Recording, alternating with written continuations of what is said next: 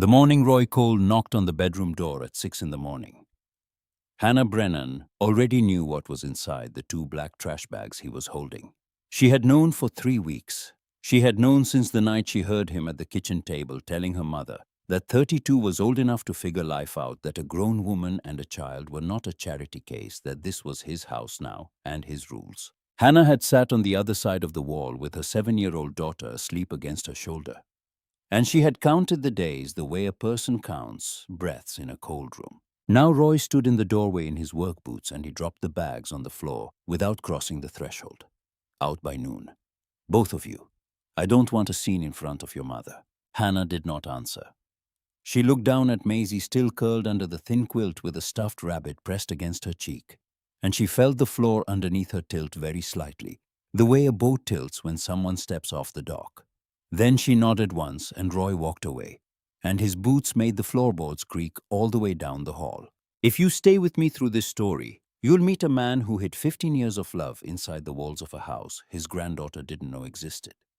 You'll meet the little girl who found the first hidden door. And you'll meet the mother who carried both of them on her back when she had nothing left to carry them with. Hit that subscribe button now so you don't miss what's inside those walls. I promise you by the end of this story, you will not look at an empty house the same way again. Hannah Brennan had worked the overnight stocking shift at the Shoreline grocery for 3 years and 4 months. She knew the barcode of a gallon of milk by heart. She knew which aisle smelled like cardboard and which one smelled like bleach. She knew the exact angle of the security camera over the meat counter. And she knew the night manager, a kind man named Doug, who always let her leave 15 minutes early so she could be home before Maisie woke up. Hannah had calluses on the soft part of her palms from box cutters, and she had a permanent ache in her lower back from lifting cases of soda above her head for 8 hours at a stretch. She made $11 an hour. After taxes and the gas in her old Honda, she cleared just enough to buy school clothes for Maisie, and to put a few dollars in a coffee can she kept hidden in the back of her closet behind a winter coat that no longer fit. That coffee can held $312 on the morning Roy gave her until noon. She knew the number because she had counted it 3 times the week before sitting on the bedroom floor while Maisie was at school trying to make it stretch into something it would never be. She packed in silence. The 2 trash bags did not fill up. A handful of jeans, Maisie's school sweater with the cuffs already coming loose. The brown stuffed rabbit Maisie had named Mr. Buttons when she was 4 after the brass buttons on its little vest. A photograph of Hannah's father, Tom Brennan, who had died when Hannah was 2 and whose face she could not remember without the picture. He was 24 in the photograph. He was holding a baby in a blue blanket on the front porch of a house Hannah had never seen. And he was smiling the way a man smiles when he believes he has all the time in the world. "Mommy?" Maisie was awake. She was sitting up in the bed with the quilt bunched around her waist, and her hair was tangled on one side from sleeping on it. "Why is there a bag on the floor?" "We're going on a trip, sweetheart." "A trip where?" Hannah sat on the edge of the bed and brushed Maisie's hair back from her forehead with the flat of her hand. She made her voice as soft as she could make it, because she had learned that a child can hear the breaking inside an adult's voice the way a deer can hear a twig snap from across a meadow. "A trip up north, just you and me and Mr. Buttons. We'll stop for pancakes on the way." Maisie thought about that for a long second. The way she thought about everything, with her eyes going still and her mouth pulled to one side. Is Grandma mad at us? No, baby, Grandma is not mad at us. Is Roy mad at us? Hannah did not answer that one. She picked Maisie up the way she had picked her up since the day she was born, with one arm under the small knees and one arm behind the small shoulders. And she carried her daughter past Roy in the hallway and past her mother in the kitchen. And her mother was standing at the sink with her hands in dishwater that did not need her hands in it, and her mother did not turn around. Hannah waited at the kitchen door for 1 second, then 2 seconds, then 3. Her mother's shoulders moved a 1/4 inch and then stopped. And that was the closest thing to a goodbye that Hannah Brennan got from the woman who had given birth to her. The Honda was a 2003 with a dent in the rear quarter panel and a check engine light that had been on for so long, Hannah had stopped seeing it. She buckled Maisie into the back seat and put Mr. Buttons in her lap and shut the door very gently, the way you shut a door on a sleeping animal. Then she put the 2 trash bags in the trunk on top of a spare tire that was older than her daughter, and she got behind the wheel. And she sat there for a long moment with her hands on the steering wheel, and her forehead pressed against her knuckles. And she did not let herself cry, because crying was a thing you did when you had time, and Hannah Brennan no longer had time. She had $312 and a child in the back seat, and half a tank of gas, and the only direction that felt like anything at all was away. The first night she parked at the back of a Walmart lot 2 towns over in the slot farthest from the lights. She let Maisie pick out a microwavable macaroni and cheese from inside the store, and they ate it sitting on the hood of the Honda with plastic spoons. And Maisie said it was the best macaroni she had ever eaten, and Hannah laughed for the first time in 11 days. Then they brushed their teeth at a gas station sink, and Hannah folded the back seat down and laid Mr. Buttons against Maisie's neck the way Maisie liked. And she sang the only lullaby she knew, the one her father had supposedly sung to her. Though she could not remember it being sung, only the shape of the melody hovering somewhere in the oldest part of her memory. Maisie slept. Hannah did not. She sat in the driver's seat with her knees pulled up and her arms wrapped around them, and she watched the parking lot lights buzz against the dark, and she counted the things she had left and the things she did not. She had her daughter. She had Mr. Buttons. She had a photograph of a dead father, and a coffee can full of bills, and a car that would probably make it another 3 months if she was lucky. And the engine did not finally give out somewhere on the side of a road in the middle of nowhere. She did not have a home. The second day they drove. Not anywhere in particular, just north. Because north felt clean, and because every mile she put between herself and Roy was a mile she did not have to think about him. They ate dollar hamburgers in the car. They used the bathroom at rest stops. Maisie colored in a workbook Hannah had bought for $2 at a truck stop. And she asked questions the way 7-year-olds asked questions in long looping chains that always came back to the same place. Mommy. Yes, baby. When are we going to the trip place? Soon, sweetheart. Where is the trip place? It's a surprise. Is the trip place a hotel? It's better than a hotel. Is there a pool? There might be. Is there a dog? Hannah looked at her daughter in the rearview mirror, at the small face with its smear of crayon on the chin, and its eyes the exact green of Hannah's father in the photograph, and she felt the lie sit on her tongue like a stone she could not swallow. Maybe there's a dog. We'll see when we get there. The third night they slept at a rest stop under a row of pine trees, and Maisie cried at 3 in the morning because she missed her bed, and Hannah held her in the front seat and rocked her and said all the things mothers say when they are out of money and out of options. Shh, Mama's here. Shh. We're okay. Shh. We're going to be okay. She said it over and over, and she did not know if she was saying it to her daughter or to herself. The fourth day, the phone rang. Hannah did not recognize the number. She almost did not answer. The phone had not rung with anything good in a long time. But she answered because she had nothing left to lose by answering, and because some small stubborn part of her still believed the world owed her a single call that did not end in a closed door. Is this Hannah Brennan? This is Miss Brennan. My name is Caleb Hartley. I'm an attorney calling from Cedar Falls, Vermont on behalf of the estate of Walter Brennan. I've been trying to reach you for the better part of 7 months. Your number on file was disconnected. Hannah pulled the Honda off the side of the road. She put it in park. Her hand was very steady on the gear shift, which surprised her because the rest of her did not feel steady at all. I'm sorry. Who? Walter Brennan, your grandfather. He passed away in March of this year. He named you the sole beneficiary of his estate. The pine trees outside the windshield seemed to lean in toward the car. Maisie was in the back seat humming to Mr. Buttons. The radio was off. There was a fly tapping against the inside of the windshield, and Hannah watched it for 1 full second before she opened her mouth. My grandfather is dead. My grandfather has been dead since before I was born. There was a pause on the other end of the line. A long, careful pause, the kind a lawyer takes when he's about to step onto thin ice and is choosing exactly where to put his foot. Miss Brennan. Walter Brennan was 78 years old when he passed. He lived in Cedar Falls, Vermont, in a cabin he built himself. He came into my office every year for 15 years to update his will. Every single year he asked me the same question. He asked whether I had been able to locate his granddaughter. The answer was always no. Your mother had moved more than once, and the addresses I had for her were no longer good. Hannah's lips were moving. But no sound was coming out. She tried again. My mother told me he died. She told me he died before I was born. She told me there was no family on my father's side. She told me. She told you wrong, Miss Brennan. I'm very sorry to be the one to tell you that. Your grandfather was alive until March of this year. He spoke about you in my office for 15 years. The last thing he said to me, the very last thing he said to me when he came in to sign the final version of his will, was that if I ever found you, I should tell you that the cabin was ready. Those were his exact words. Tell her the cabin is ready. Hannah put her hand over her mouth. She did not cry. The crying was somewhere behind a door inside her. And the door was locked. And she did not have the key on her. And she would not have used the key, even if she did, because her daughter was in the back seat, and her daughter could not see her crack open. What cabin? The cabin in Cedar Falls. He left you the cabin and the land it sits on. Approximately 4 acres paid in full, no liens, no outstanding taxes. He prepaid the taxes through the end of next year. He was very particular about that.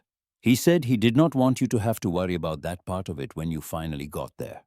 She could not speak. She nodded into the phone as if he could see her nodding. Miss Brennan, are you all right? I'm fine. She looked into the rearview mirror at Maisie, who had stopped humming, and was watching Hannah's eyes in the glass with the serious, careful stillness of a child who already knew that bad news came on phones. I'm not fine, but I'm okay. Where is Cedar Falls? How do I get there? Caleb Hartley gave her the directions. 6 hours north, off the interstate, then up a state route, then onto a county road that eventually turned to gravel, and then to dirt. He gave her his address. He told her to come into his office whenever she was able. He told her there was a key in a small lockbox by the back door of his office, and the combination was the year her father was born. She did not ask how he knew that combination would mean something to her. She understood. In the same wordless way you understand a song that her grandfather had chosen it on purpose, so that the cabin would only open to someone who knew who Tom Brennan was. She hung up. She sat with the phone in her lap. Maisie unbuckled her seatbelt and climbed into the front seat without being told, and she put her small hand on top of her mother's hand. And she did not ask any questions for once. She just sat there. Hannah could feel the warmth of that small palm through her own skin, and it felt like the only warm thing left in the world. Was that bad news, Mommy? No, baby. I think that was the other kind. What other kind is there? Hannah looked at her daughter. She squeezed the small hand once very gently. The kind where somebody who loved you a long time ago wants to give you something, even after they're gone. The drive to Cedar Falls took 6 hours and 40 minutes. The suburbs thinned into farmland, and the farmland thinned into low rolling hills, and the hills lifted into the long blue ridges of northern Vermont. And the trees along the road began to turn, not all at once, but in slow patches like someone was painting them from a great distance. By the time they crossed the bridge into Cedar Falls, it was late afternoon, and the maples on the main street were on fire with red and orange. And the air through the cracked window of the Honda smelled like cold water and wood smoke and the first true edge of winter. The town was small, not picturesque small, not the kind of small that put itself on a postcard, just small. A main street with a hardware store and a diner and a church with white clapboards that needed paint. A post office the size of a tool shed. A general store at the end of the block with a hand-lettered sign in the window that said, "Fresh eggs daily." Hannah parked in front of the hardware store. The sign over the door said Donovan and Son since 1962. The lights inside were on. A bell rang when she pushed the door open with Maisie's hand in hers, and a man behind the counter looked up from a clipboard. He was somewhere in his 60s with a white beard cut close to the jaw and a flannel shirt the same red as the maples outside. And he had the kind of weathered, patient face that comes from a lifetime of helping strangers figure out which size of nail they needed. He looked at Hannah. Then he looked at Maisie.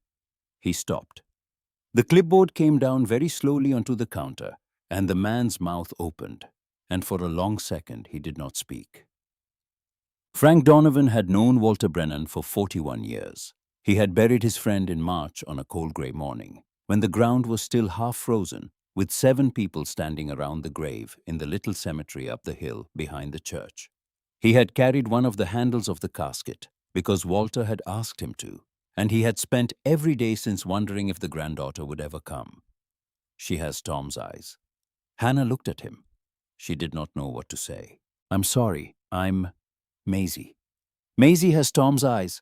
Tom was my best friend's boy. I held him the week he was born. Those are his eyes. Hannah's throat closed. She squeezed Maisie's hand a little too tight. And Maisie did not complain because Maisie had learned to read her mother's hand the way other children read books. You knew my father. I knew your father. I knew your grandfather better. He came in here every Saturday morning for 40 years. He sat on that stool right there, and he drank a cup of coffee with me, and he talked about the cabin, and about his boy, and about you. He talked about you every Saturday, Miss Brennan, for 15 years, every Saturday. Frank Donovan came around the counter. He did not try to hug her. He did not get emotional in a way that asked anything of her. He just stood there in front of her, with his hands at his sides the way a man stands when he is delivering news to a stranger, and trying not to do it badly. Your grandfather sat on the porch of that cabin every single evening. Every single evening, rain or shine, summer and winter. I drove past once and stopped and asked him what he was doing out there by himself. You know what he told me? He told me he was waiting. Waiting for what? He said. He said one day she's going to come, and I want to be on the porch when she does. Hannah did not cry. She made herself not cry. She looked down at Maisie, who was looking up at Frank Donovan with the wide, solemn eyes of a child who has just learned that there is more to the world than she had been told. Do you know how to get there? To the cabin? Frank Donovan smiled then. It was a small smile, a tired and grateful one. I'll draw you a map. The dirt road wound up through a stand of birches gone yellow at the crown, and then through a stretch of dark hemlocks that closed over the road like a tunnel, and then it opened into a clearing, and at the end of the clearing stood the cabin. It was small, one story. A covered porch ran the length of the front with a railing carved along the top, in a pattern of leaves and vines, each leaf cut into the wood by hand, each one different from the last. The roof was steeply pitched and weathered to silver. There was a stone chimney on the north end, and a single oak tree in the backyard whose branches reached above the roofline like a hand held over a candle to keep the wind off. Even from the driveway, Hannah could see the precision of it, the way every board met every other board, with no gap and no shim. The way the doorframe was set perfectly square, the way the whole structure stood on the earth, as if it had grown there. She turned off the engine. Maisie pressed her face against the window. Mommy, is that the trip place? Yes, baby. Is that ours? Yes, baby. I think it is. They got out of the car. The air smelled like cedar and wood smoke, and the cold, clean smell of pine sap, and the only sound was a single crow calling from somewhere in the woods. Hannah walked up the porch steps with Maisie's hand in hers, and her boots made the boards creak in a way that was solid and reassuring. The creak of a porch that had been built to last 100 years. She slid the brass key into the lock, and the door opened without a sound, because the hinges had been oiled. Recently, somebody had been coming here. The inside of the cabin smelled like cedar and dust, and something faintly sweet like old wood polished a long time ago and never disturbed. A small living room with a stone fireplace. A kitchen with a window over the sink that looked out at the oak tree. One bedroom, one bathroom. Everything built from the same warm honey-colored wood. Every shelf level, every drawer fitted. Nothing crooked, nothing rough, nothing left unfinished. On the kitchen table was a piece of paper, folded once, yellowed at the edges. Hannah picked it up. Her hands were shaking. She unfolded it. The handwriting was steady and a little old-fashioned, the kind of handwriting that was taught in schools 2 generations ago and is not taught anywhere now. It said this: Coffee is in the second drawer. Quilts in the cedar chest by the bed. There is firewood on the back porch under the top. The well runs a little brown for the first 10 seconds. After that, it's the cleanest water in the county. Make yourself at home, sweetheart. This place is yours. It has always been yours. I'm sorry I'm not here to make you a cup of coffee myself. Grandpa Walter. Hannah sat down on the floor. She did not mean to. Her knees just stopped holding her. She sat down on the wide planked floor of the cabin her grandfather had built, and she pressed the paper against her chest. And she did not cry yet because the crying was still behind that locked door. But she made a small sound, a single small sound, like a person who has been holding her breath for 30 years and has finally let it out. Maisie stood beside her with Mr. Buttons under one arm. She did not ask anything. She just laid her small hand on top of her mother's head, the way her mother had laid hands on her so many nights. And she stood there while the late afternoon light came through the kitchen window and turned the whole room gold. After a long minute, Maisie wondered. She did what 7-year-olds do in a new house. She opened cabinets. She tested the squeak of the bedroom door. She found a wooden bowl on the kitchen counter and turned it over in her hands and put it back exactly where she found it. She walked slowly around the perimeter of the living room, with her fingers trailing along the wall, and at the far end of the room near the stone fireplace, her small boot caught on the edge of the baseboard and she stumbled. The baseboard moved. Not the way a baseboard moves when it is broken. It slid, sideways, a clean, smooth half-inch along the wall as if it had been built on hidden tracks, as if it had been waiting for the right small foot to find it. Maisie froze. She looked at her mother. Mommy. Hannah looked up from the kitchen floor. Mommy, the wall opened. Hannah got to her feet. She walked across the living room and she knelt down in front of the baseboard. She put 2 fingers against it, and she pushed gently the way her grandfather must have once tested it with his own hands, and the wood slid the rest of the way along its track, and behind it was a cedar-lined compartment, 8 inches deep, 2 feet wide, cut into the wall by someone who had cared so much about a thing that he had built it with the same care he would have built a coffin or a cradle. Inside the compartment were 3 white envelopes. Each one was labeled in the same steady, old-fashioned handwriting that had written the note on the kitchen table. Hannah, age 5. Hannah, age 6. Hannah, age 7. Maisie crouched down beside her mother. She looked at the envelopes. She looked at her mother's face. And then she said in the small, clear voice of a child who has just understood that something very important is happening, Mommy. He left you mail. Hannah's hand was already reaching for the first envelope. The paper was cool and dry. The seal was still tight. She slid her thumb under the flap, and it opened with a soft sound. And inside was a birthday card with a simple drawing of a cake on the front. And on the inside of the card, her grandfather had written one line in the same patient hand. I hope this one reaches you, sweetheart. Hannah pressed the card against her mouth. The locked door inside her finally broke open. And outside the cabin, the last of the daylight slipped behind the ridge, and the first cold star of evening came up over the oak tree in the yard. And Walter Brennan's house began to hold his granddaughter and his great-granddaughter the way he had always promised it would. The card stayed pressed to her mouth for a long time. Maisie watched her without speaking. And then very quietly Maisie reached into the cedar compartment and took out the other 2 envelopes, one in each small hand, the way a child carries something fragile across a room. She set them in her mother's lap. Then she sat back on her heels with Mr. Buttons in the crook of her elbow and waited. Open them, Mommy. Hannah opened the second envelope. The card had a yellow balloon on the front. Inside the handwriting again. 6 years old today. I drove past a school bus this morning on Route 5 and looked at every face in every window. None of them were yours, but I looked anyway. I love you, sweetheart. Grandpa Walter. She opened the third. A small drawing of a teddy bear. The note was longer. 7. I asked the lawyer to try again. He found a forwarding address, but it was already old. I'm going to keep writing these. The cabin has a lot of walls. Hannah laughed. It came out broken, half a sob and half a sound she had not made in years. And Maisie smiled the way a child smiles when she has done something brave and is being praised for it, even though no one had said anything at all. The cabin has a lot of walls, Maisie repeated softly. What does that mean, Mommy? It means, Hannah said, and her voice almost held. It means we have a lot more looking to do. She did not look that night. She could not. Her hands were trembling, and the light was already going, and she had a 7-year-old girl who had not eaten since a gas station banana 6 hours ago. So she built a fire in the stone fireplace with kindling she found in a copper bucket beside the hearth. And the kindling was dry and split clean and stacked in the way a man stacks kindling who has stacked it 10,000 times before. The fire took on the first match. She found a can of tomato soup in the back of a kitchen cabinet 2 years past its date, but still sealed, and a small saucepan in the drawer below the stove, and she heated the soup over the fire because she did not yet trust the propane line. Maisie ate it sitting cross-legged on the hearth with the bowl in her lap, blowing on each spoonful with the seriousness of a small priest. This soup is the best soup, Mommy.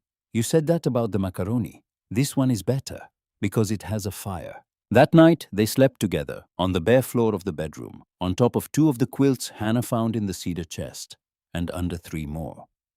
The quilts smelled like cedar and cold air, and something else, something faintly like pipe tobacco, that had been gone for a long time. Maisie was asleep before her head finished settling onto Mr. Buttons. Hannah lay awake for a while, listening to the cabin breathe.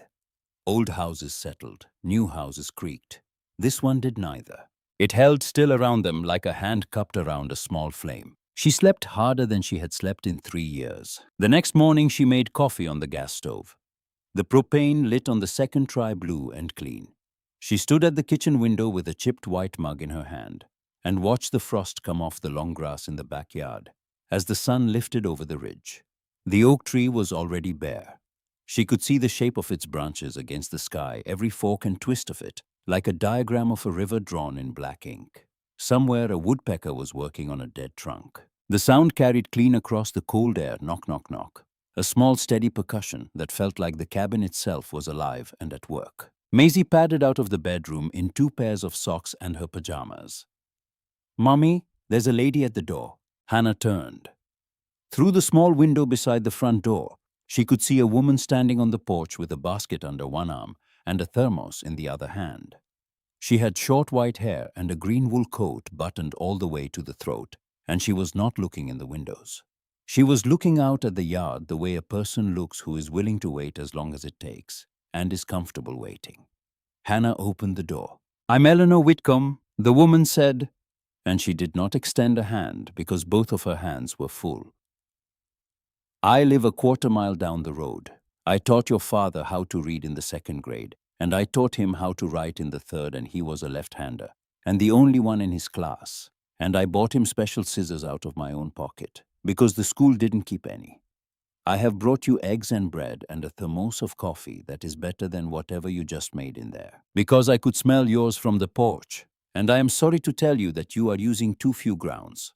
May I come in?" Hannah opened the door wider. She could not have closed it if she had tried. Something in the way Eleanor Whitcomb stood there, the long straight back of her, the absolute matter-of-factness of her voice made it impossible to do anything but let her in. Eleanor came in. She set the basket on the kitchen table. She poured coffee into Hannah's chipped white mug without asking, and into a second mug she took down from the open shelf without asking, and she gave one to Hannah and kept one for herself. And she sat down at the kitchen table as if she had been sitting at it for 40 years, which Hannah would later learn she had. "You must be Maisie," Eleanor said. Maisie nodded from the bedroom doorway. She had Mr. Buttons clutched against her chest. "I taught school for 38 years, Eleanor said. I'm very good at not asking children questions until they are ready. So I'm not going to ask you anything yet. But I will tell you that your great-grandfather and I used to feed the chickens together every Saturday morning of every summer for 16 years. And the chickens are still in the coop behind my house, and they are still hungry on Saturdays. And if you would like to come help feed them sometime, I would be very pleased." Maisie thought about this. She tilted her head to one side. "Do the chickens have names?" "They have 19 names," Eleanor said. "I will teach them all to you." Maisie nodded once very small, and then she carried Mr. Buttons over to the kitchen table and climbed into the chair beside Eleanor and sat there in her pajamas with her socked feet swinging 6 inches above the floor. Eleanor turned her face to Hannah. The wrinkles around her eyes were not unkind. "Caleb Hartley called me yesterday afternoon. He thought you might be coming. He thought you might not know where to start. He was right, was he not?" Hannah's eyes filled. She did not let them go further than that. "I don't know where to start." "You will," Eleanor said. "You will start with breakfast. Then you will start with the well." Walter ran a copper line from the well house to the kitchen sink, and that line froze last February for the first time in 20 years, and he had not yet replaced the wrap on it before he passed. It is going to freeze again this winter if it is not wrapped before the first hard frost, and the first hard frost in Cedar Falls comes around the 8th of November, which is in 19 days. So that is where you will start, with breakfast and the pipe. Hannah opened her mouth. She closed it. She opened it again. "I don't know how to wrap a pipe." "You will learn," Eleanor said. "There are instructions on the side of the wrap. Frank Donovan sells it for $2.40 a roll. He has already set 2 rolls aside with your name on them." Hannah stared at her. "He has not." Eleanor said, not exactly looking at her, "Has not done that for me. I have not asked him to. He has done it for Walter. He has been doing it for Walter for 40 years. He will do it for you too because you are Walter's. That is how Cedar Falls works. You will get used to it or you will leave, and I suspect you are not the leaving kind." Hannah did not know what to say to that, so she did not say anything. She poured more coffee from the thermos for Eleanor and for herself. And she took an egg from the basket and cracked it into a bowl.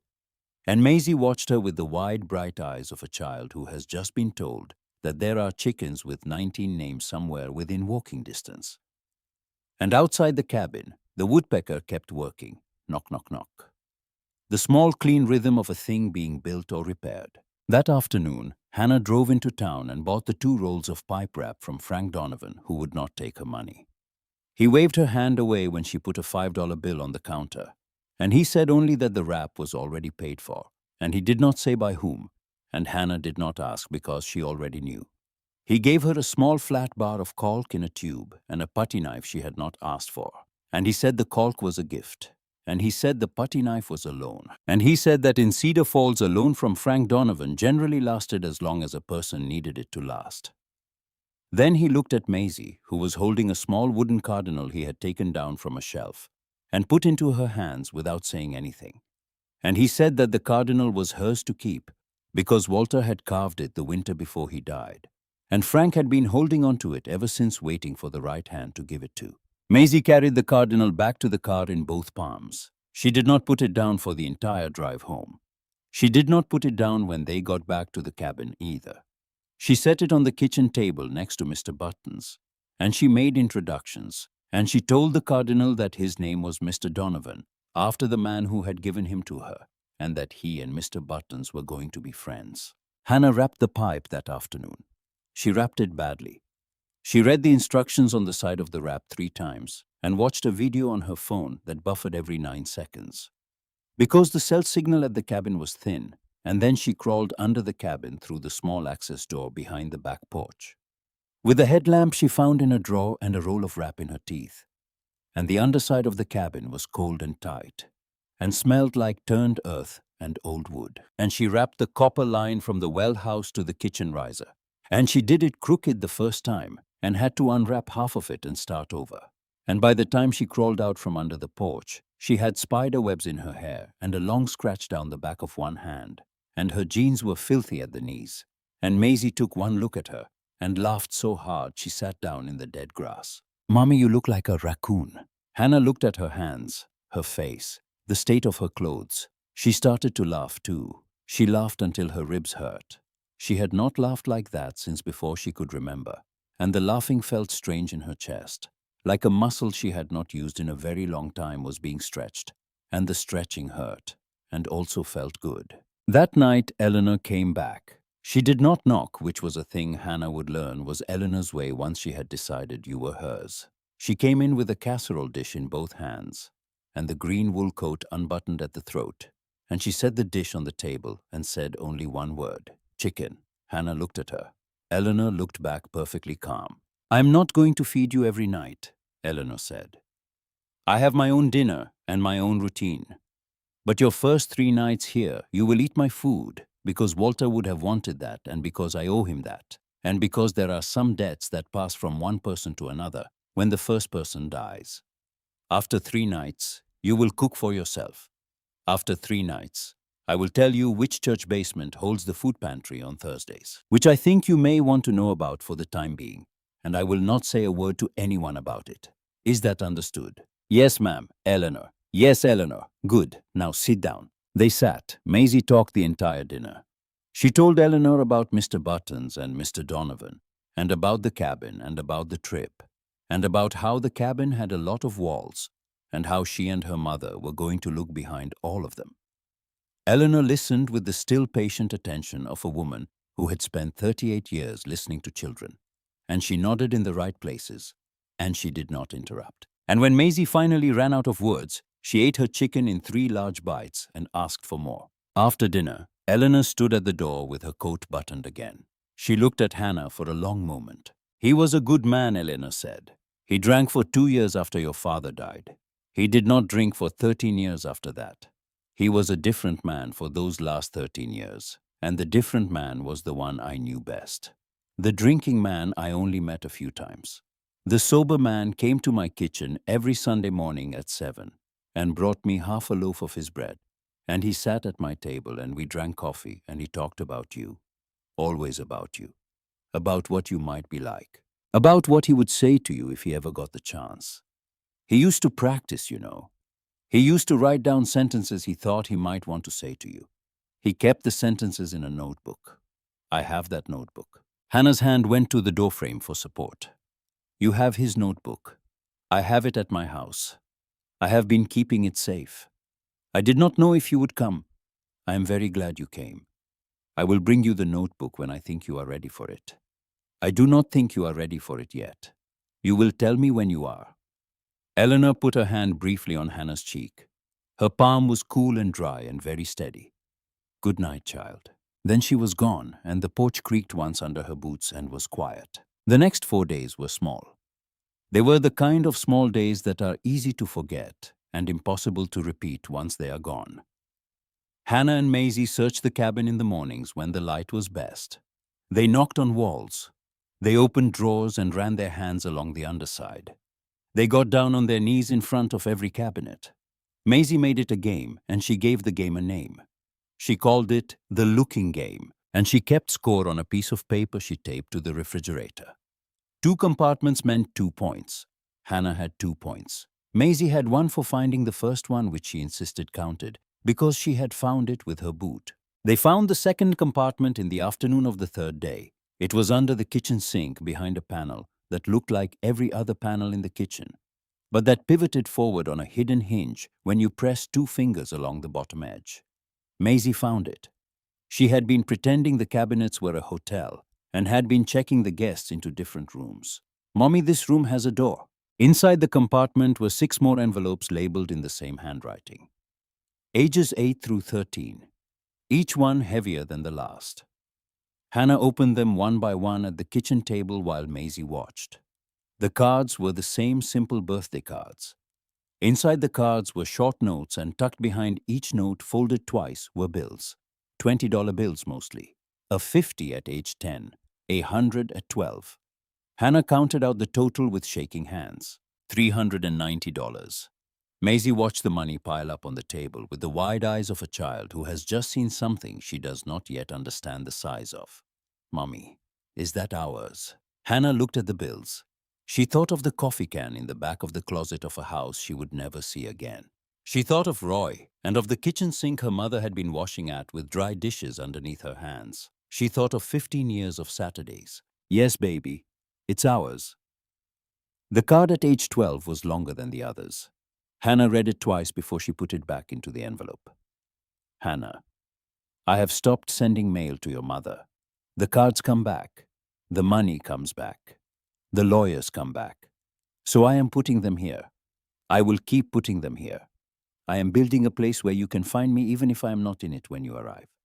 I am sorry for that. I am sorry I cannot be in it. She did not cry over that one. She had cried herself out for the morning. She just sat with the card in her hand for a long minute. Then she went out to the back porch and split wood for an hour with a maul she found in the lean-to, and the splitting was clean and rhythmic and emptied her out. And by the time she came back inside, her hands were blistered and her hair was wet at the temples, and she felt for the first time in many years like a person who had spent a day doing the right thing.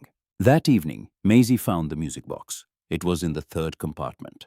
Hannah had spent 2 hours that afternoon working her way along the bedroom wall, pressing every inch of trim, knocking on every panel. And she had nearly given up when Maisie came in holding the small wooden cardinal Frank Donovan had given her, and said in the voice of a child who has had a serious thought, Mommy, the bird wants to look too. She set the cardinal on the bedroom floor under the window. The bird's painted eyes seemed to be looking at the wall opposite the one between the bedroom and the bathroom, the wall Hannah had not yet searched. Maisie crawled across the floor and put both small hands flat against the wall and pushed the way she had seen her mother push, and a panel the size of a kitchen tray pivoted inward on a hidden hinge. Hannah came over slowly. The compartment was deeper than the others. Inside was a single object, a small box of dark polished wood the size of a paperback book. Maisie reached for it before Hannah could stop her. And Hannah did not stop her, because the box had a brass key on the side that looked exactly the size of a child's thumb. And there is a way a thing can be made that announces who it is made for. Maisie lifted the box out. She set it on the bedroom floor between them. She wound the small brass key 3 full turns, the way her mother wound the music boxes on Christmas tree displays at the department store back home, and she opened the lid. A melody began.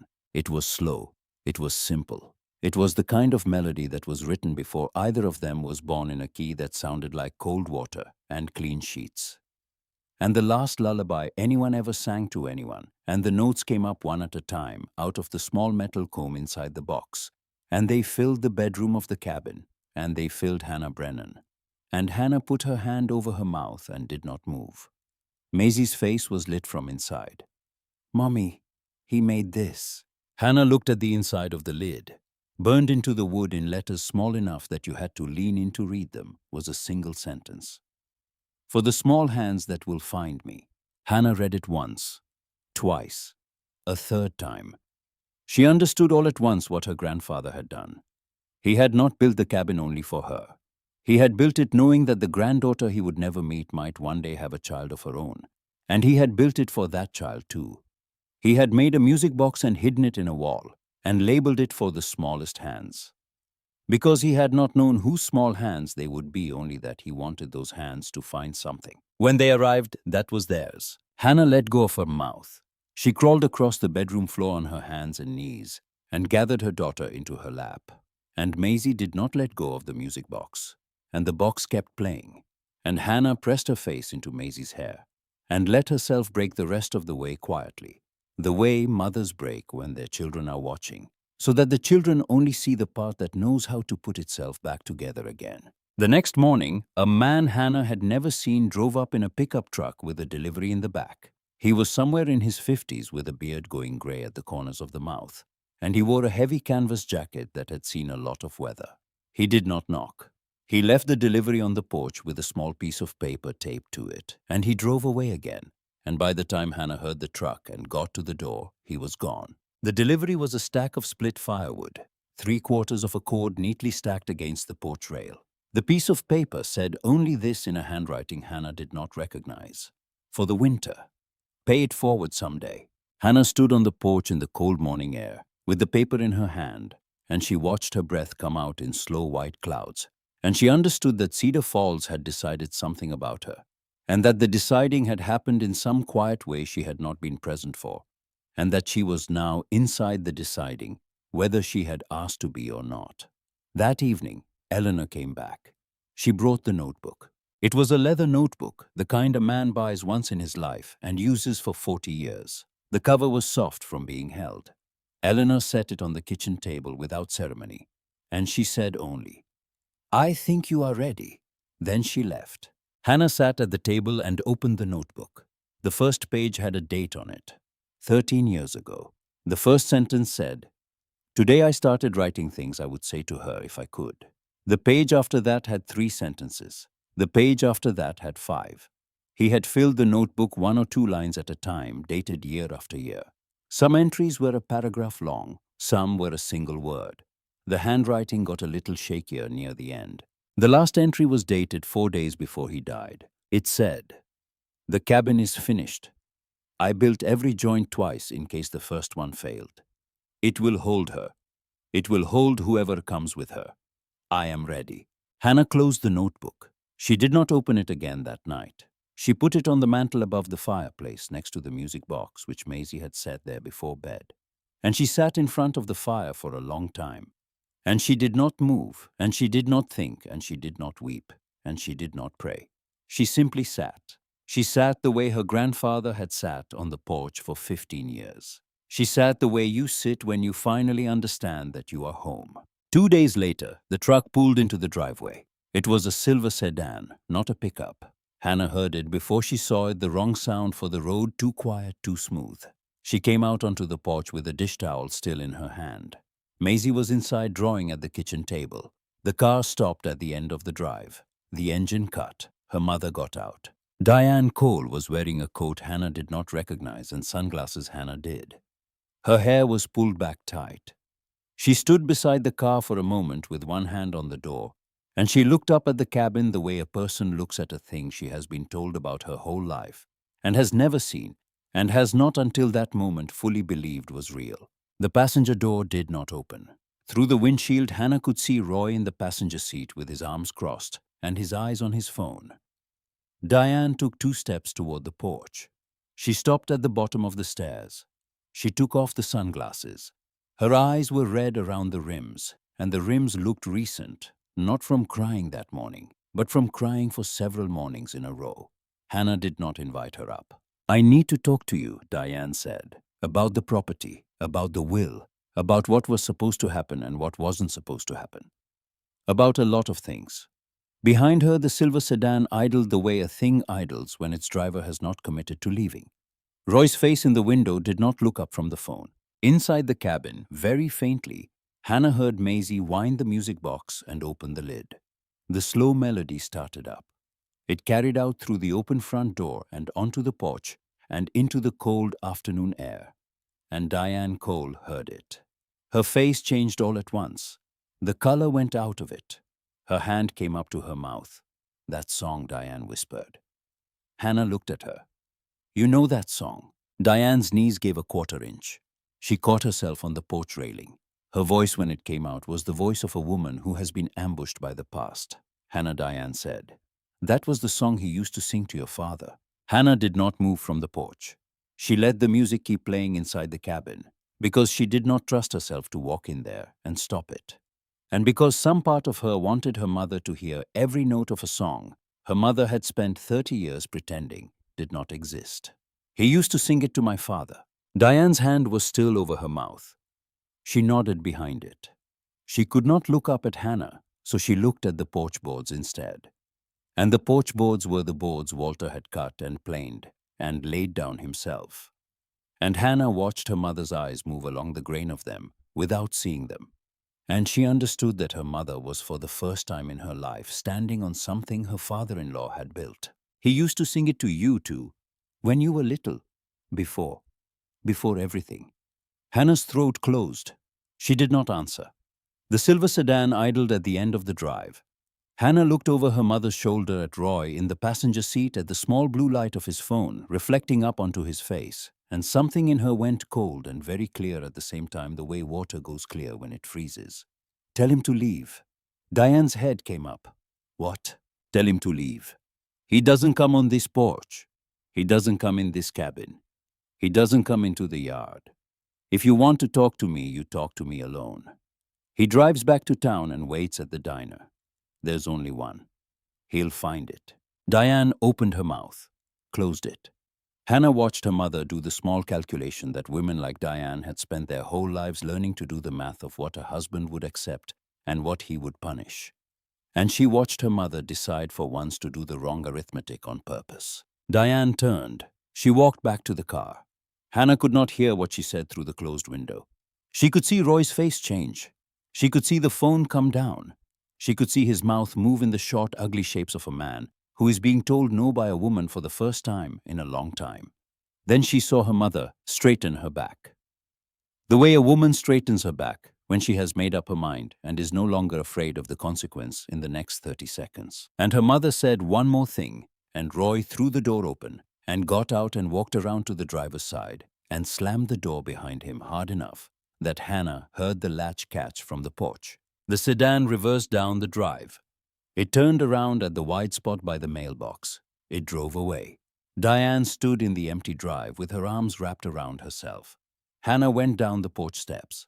She stopped on the bottom one, which kept her a head taller than her mother, and she did not mean it as a gesture, but it was one anyway. "Come inside, Mom." The music had stopped by the time they walked in. Maisie was sitting at the kitchen table with the music box open in front of her and a coloring page spread across her knees. She looked up when Hannah came through the door with another woman behind her, and she looked at the woman for a long second, and then she looked at her mother. "Mommy, is that the grandma?" Hannah swallowed. "That's the grandma, sweetheart." Maisie considered her for the length of time it takes a 7-year-old to make a permanent decision about an adult. Then she slid off the chair and walked across the kitchen with the music box in both hands. She did not hug Diane. She did not say hello. She held the box up. "This is from great-grandpa Walter," Maisie said. "He made it. It says inside that he made it for the small hands that will find it. My hands found it. Do you want to hear it?" Diane could not speak. She nodded. Maisie wound the small brass key. She lifted the lid. The melody started again, slow, simple, the same lullaby that had hung in the rafters of the cabin for 15 years, waiting for a child to crank it open. Diane sat down on the floor. She just sat down where she was, in the middle of the kitchen, in her coat, in front of a 7-year-old she had never held. And she put her hands flat on the wide planked floor on either side of her hips. And she listened to the song her father-in-law had sung to her dead husband, when her dead husband was the age this child was now, and she cried without making any sound. The way people cry when they have spent 30 years learning how to do it quietly. Maisie watched her. She did not let go of the music box. "Grandma," Maisie said, "why are you sad?" Diane tried to answer. Could not. Tried again. "Because I should have heard this song a long time ago." Maisie thought about that. She walked over to her grandmother on the floor, and she sat down in front of her, and she set the music box on the floor between them, so the melody could keep playing for both of them at once. "You can hear it now," Maisie said. Hannah leaned against the kitchen counter and pressed the back of her hand against her mouth and watched her daughter do in 1 minute the thing Hannah had not been able to do in 3 days. They talked at the kitchen table after Maisie had gone to bed. Diane had taken off her coat. She held a mug of coffee in both hands, the way a person holds something that is keeping them upright. She did not look at Hannah while she talked. She looked at the grain of the table, at the way Walter had joined the planks down the center, with a seam so tight you could not slide a sheet of paper into it. "I kept the money." Hannah waited. "Every check he sent. Every birthday. I cashed them. I told myself it was for you.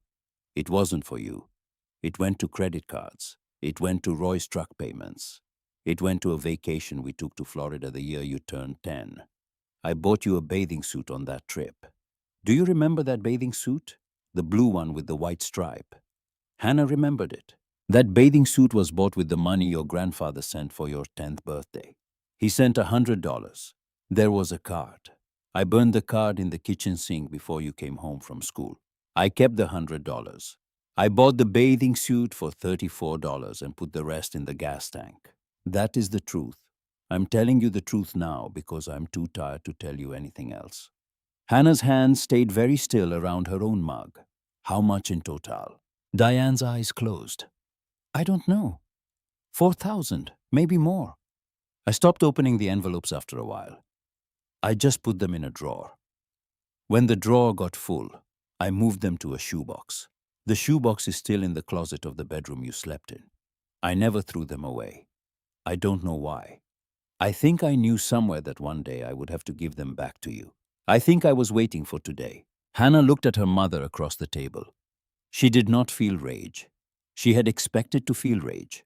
What she felt instead was a long, heavy tiredness, the kind of tiredness that comes when you finally set down something you have been carrying, without knowing you were carrying it. "Why, Mom?"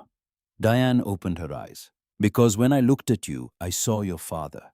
Every day for 30 years I have looked at my daughter and seen my dead husband. The way you tilt your head when you are thinking. The way your hands look when you peel a potato. The way you go quiet when you are angry instead of yelling. All of it is Tom. And Walter's letters always had Tom's name in them. Tom would be proud. Tom would have wanted this. Tom, Tom, Tom. I could not read his name without it taking the air out of the room. So I sent the letters back and I cashed the checks. And I told you he was dead because if he was dead, I did not have to remember any of it. I did not have to remember Tom." Diane finally looked up. "I'm not asking you to forgive me, Hannah. I'm not stupid enough to ask for that. I'm telling you what I did and why I did it because you deserve to know. And because Walter deserved to have someone say it out loud one time before I die. I was not protecting you from him. I was protecting myself from remembering my husband. That is the entire story. There is nothing else under it. The cabin was quiet around them. The fire had burned down to coals. Somewhere in the bedroom, Maisie made the small wet sound a child makes in her sleep when she rolls onto her side. Hannah did not say, "I forgive you." She would not lie to a woman who had just told the truth. "I'm going to think about it," Hannah said. Diane nodded. She wiped her face with the heel of her hand. "That is more than I deserve. It might be. It also might not. I don't know yet. I'll let you know when I know." Diane left in the morning. She did not call Roy. She called a car service from the diner and waited there for 2 hours for it to come. And she sent Hannah one text message before she got in the car. It said, "Only I left the shoebox at the front desk of the diner. The man at the counter is holding it for you. His name is Earl. He knew your grandfather. He says hello." Hannah drove into town that afternoon and picked up the shoebox from Earl, who was somewhere in his 70s and who did not say hello exactly, but who held her gaze for a long second when he passed the box across the counter and said, "He talked about you. I just want you to know that. He talked about you in here every Wednesday for a long time." She drove back to the cabin with the shoebox on the passenger seat. She opened it at the kitchen table. Inside were 31 envelopes, some sealed, some opened and read and put back, some with checks still inside never cashed because they had been written too close to the end and the end had come too fast. The last envelope in the box had a date on it 3 weeks before Walter died. Hannah held it in her hand for a long time before she opened it. Inside was a single sheet of legal paper and one more savings bond. The bond was not in Hannah's name. It was in the name of grandchild of Hannah Brennan. The denomination was $5,000. The date of issue was the September before Walter died. The same week, Hannah realized that the doctor in Cedar Falls had given Walter the final word about his heart. The legal paper had 3 sentences on it in Walter's handwriting. "I do not know if you have a child yet. I do not know if you will. But if you do, this is for that child, because a child should never have to start with nothing. I have started with nothing twice in my life, and I do not recommend it." Hannah laid the bond on the kitchen table next to the music box. She sat with both of them for a long time. She thought about a man she had never met sitting at this same kitchen table at 77 years old, buying a savings bond for a great-grandchild he would never know existed, and writing 3 sentences he hoped would one day be read by someone who could not yet read. She thought about her father, at 24 climbing a scaffold he did not trust because his father could not afford a surgery. She thought about her mother at 22 with a baby on her hip and a husband in the ground. She thought about herself sleeping in a Walmart parking lot 4 nights ago. She thought about her daughter asleep in the next room with a wooden cardinal on the windowsill and a music box on the floor beside the bed. She put her hand flat on the table and felt the grain of the wood under her palm, and she understood that there were some things in a family that could not be fixed, and some things that could be set down, and some things that could only be carried forward into the next hands, and that her job for whatever years she had left in this world was to know the difference. 3 months later, the snow had come. The cabin held it the way Eleanor had promised it would.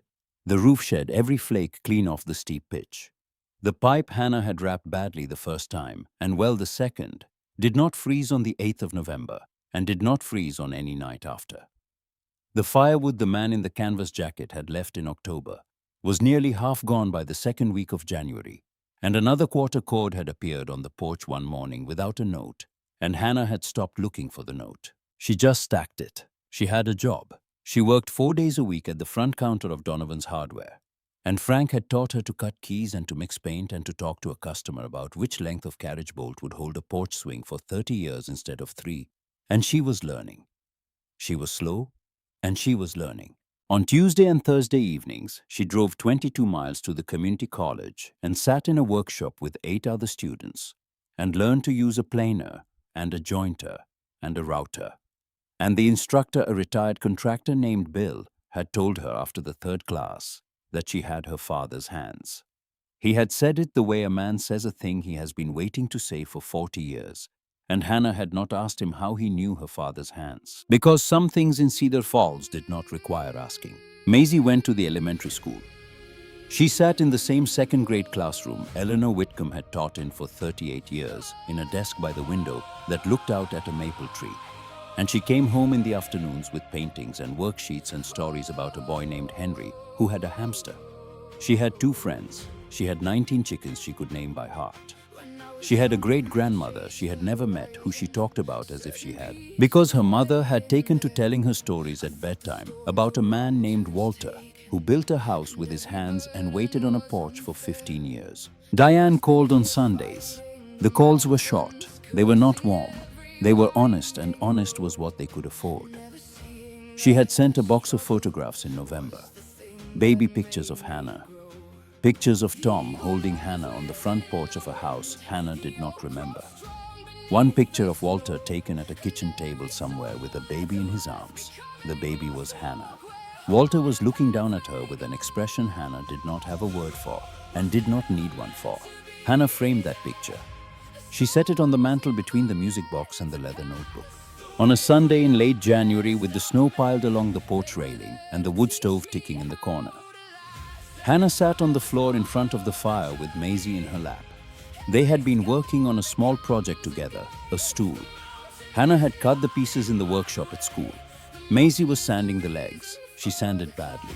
She sanded with great seriousness. The stool would be uneven, and Maisie would love it. Maisie set the sandpaper down. She picked up the music box from the hearth and wound it. The melody started. Mommy. Yes, baby. When I grow up and I have a little girl, can I give her the music box? Hannah looked down at the top of her daughter's head, at the soft cowlick, at the crown of it, at the small ear pink from the heat of the fire. Yes, baby, you can. And can I hide things in the walls for her? Hannah laughed. It came out wet. Yes, baby, you can hide things in the walls for her. Maisie thought about this for a long moment with her serious small face. And when she finds them, she will know that I loved her. Even before she was born. Hannah closed her eyes. That's right, baby. That's exactly right. The music box played through to its last note. The last note hung in the room for a second and then was gone. And the fire ticked. And outside the cabin, the snow kept coming down slow and patient and clean, settling onto the porch boards. Walter Brennan had cut and planed and laid down himself, settling onto the carved railing with its leaves and its vines. Cedar, settling onto the roof of a house a man had built one joint at a time over 15 years, for a granddaughter he never met, and a great-granddaughter he never knew was coming. And the house held all of it. The snow, the fire, the mother, the child, the song. It held them the way he had built it to. Somewhere in the walls there were still letters. Hannah was sure of it. She had stopped looking for them. She had decided that the rest of them would be found by the small hands they were meant for, when those hands were ready in their own time. The cabin had a lot of walls. There was no hurry. There had never been any hurry. A house built by a man who waited 15 years on a porch is a house that knows how to wait a little longer. Maisie set the music box down on the hearth. She leaned back against her mother's chest. She closed her eyes. Mommy. Yes, baby. I'm glad we came on the trip. Me too, sweetheart. The fire ticked. The snow fell. Somewhere under the floorboards, a copper pipe carried clean water from the well to the kitchen. Wrapped twice against the cold, and somewhere in the rafters the old beam settled half an inch and held. And somewhere out on the porch, a single set of footprints from that morning was already filling in soft and white and disappearing. The way all footprints disappear except for the ones that are pressed into the wood underneath. The ones a man leaves when he sits on a porch every evening for 15 years waiting for someone he loves to come home. If you were given a house built by someone who loved you and you found letters hidden in the walls, what would you hope they said? Tell me in the comments. I read every one. And if this story moved you, if you have someone in your own life who waited for you the way Walter waited, share this with them tonight. Some letters are not meant to stay hidden forever.